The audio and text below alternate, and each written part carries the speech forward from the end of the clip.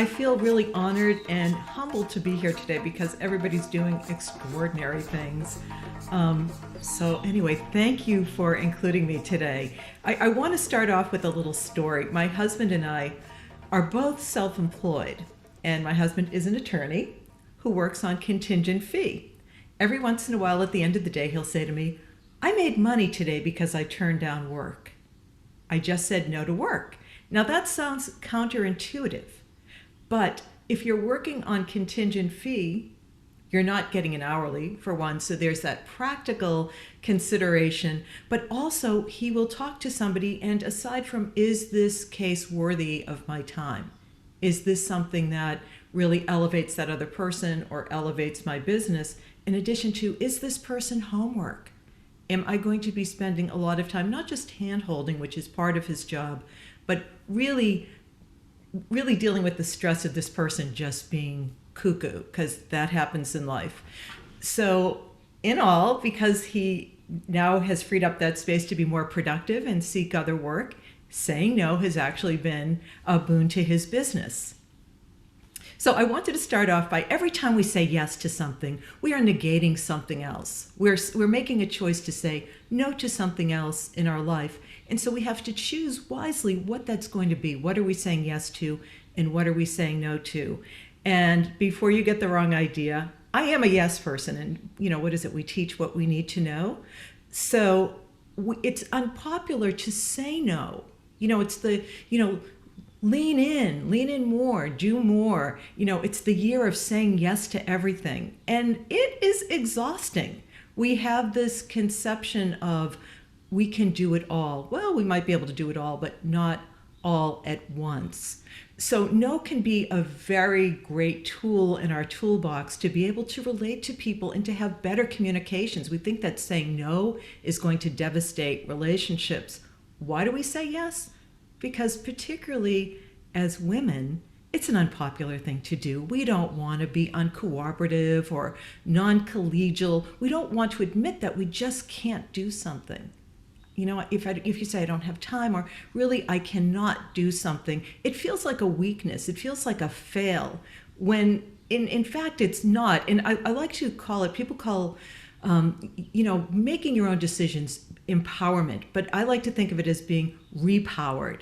It's like we have the power. It's like the ruby slippers in The Wizard of Oz. We always had the power. We just didn't know it, or we just didn't own it.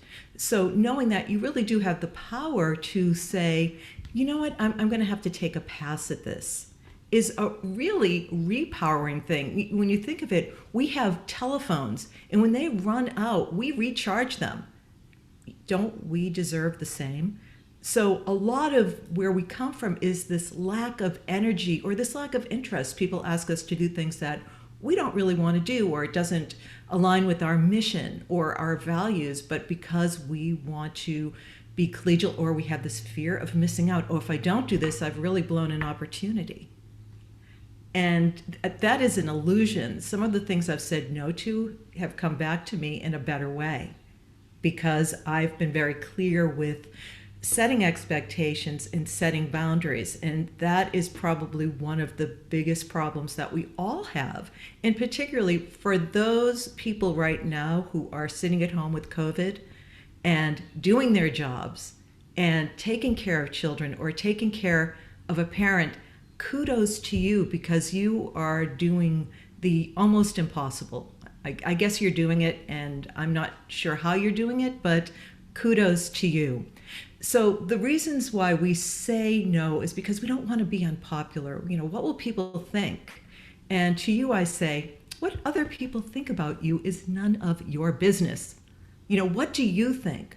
What is the thing that at the end of the day, makes your life better? And I by no means mean never say yes to something, because there are some really worthy causes. There are some things that we necessarily say yes to because as a parent we need to food and feed and clothe and shelter our children, so we're not going to deny them that. But we might say no to that extra hour of Nintendo. So I'll tell you a little bit about my life as a younger mother. I worked full time at a job that I took because I was really excited that they wanted me. The salary was not commensurate with either my experience or my expertise, and it certainly wasn't commensurate with some of my coworkers. Many of them were men, so there's a story there. So I'm working, and if they said, hey, can you work extra hours? Of course, because I didn't want to be uncooperative or being seen as somebody who didn't, wasn't a team player. And in addition to that, can you share the, PTO carnival for spring? Oh, sure. And it came with like 2 binders of all types of information and protocol and instruction. And, I get home and I was angry, resentful, upset, exhausted. So my child would, be sitting there not doing their homework saying, I just want 1 more half hour of Nintendo. And of course I'd say, yeah, sure. And that was not helping anybody. It certainly did not make me parent of the year, although I thought I was doing all these other really wonderful things. So we try to be all things to all people at our own peril. So how do we get around this? We don't like to say no, but there are times it's totally appropriate to say no, to be able to refuel. One place to start is writing things down, like plan that no.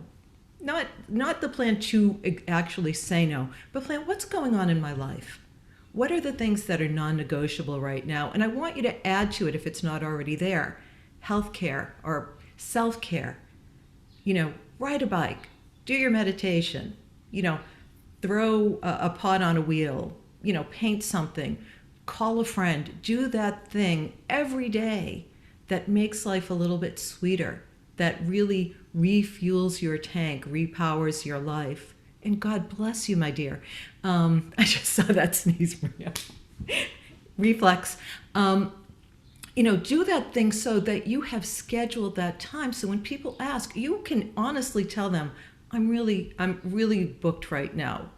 And if we're not able, in the moment, sometimes we're so excited that somebody's asking us to do something because we feel honored sometimes that they're asking. We need to come up with strategies in that moment because our reflex is to, yes, I'll do that. Pause, count to 3, count to 10, whatever it is that you need to do, and say, hey, thanks for asking. I really appreciate that. Do you mind if I get back to you in a couple of days? I need to check out what's going on. It's kind of a busy month. But the more you plan and the more you practice saying no to things, sometimes it's starting with the things that are impersonal because we don't want to say no to our loved ones or people who we feel are important in life. So we start with the person at TJ Maxx who's always saying, and would you like to, get a credit card today because you'll get 15% off your first purchase?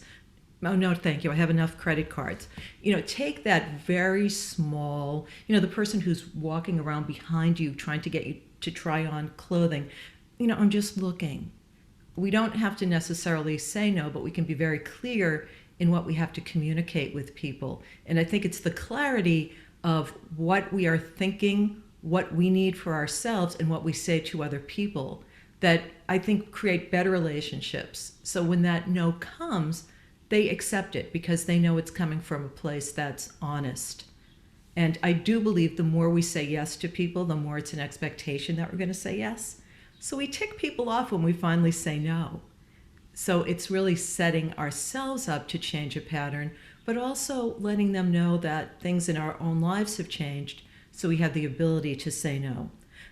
Finally, I really want to talk to saying no to ourselves. And the one thing I think that we can say no to ourselves is the social media overload. We go to social media, which is a fabulous tool. Most of us would not be here today in this little space together without social media and without those connections and without those tools and the extraordinary stories that we see. But so much of what people do on social media is either troll or they go there to see what's happening and they don't like what they see. Either the discourse is very negative, and in the last year, perhaps the last 4 years, it's been really negative. And it's that thing that your mom says, if you don't have anything nice to say, don't say anything. But if you can't say, if you cannot be constructive and add something that really elevates the conversation, maybe that's not a conversation that you should involve yourself in. Or if you have that impulse to trash talk somebody or talk about that terrible experience that you had with Comcast, maybe you want to rephrase that. Like, take some time. It's the thing that we don't do, is taking time. And one more thing is, we look at people's beautifully choreographed, socially acceptable, and airbrushed life on social media, and we compare it to our worst day ever. Like, we're having a bad hair day, we have no makeup on, losing our eyebrows, we lost a job, something's happening in our life that is not happy, and we're comparing ourselves to that person. And all of a sudden we start to go down the rabbit hole of, like, who else is doing better than I am? Like, how else can I make myself feel badly today? And to that I say, stop it, back away from your computer, your device, call a real friend, have a real conversation where somebody can love you up.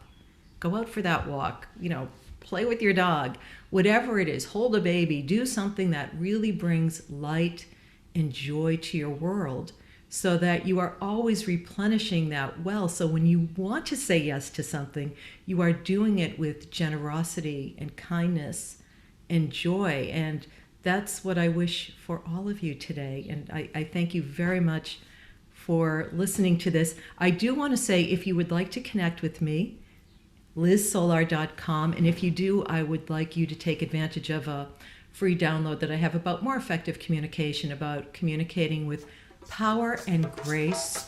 And if you would like, there's some great stories that I'm hearing. If you want to meet with me around the podcast Embark, again, it's lizsolar.com.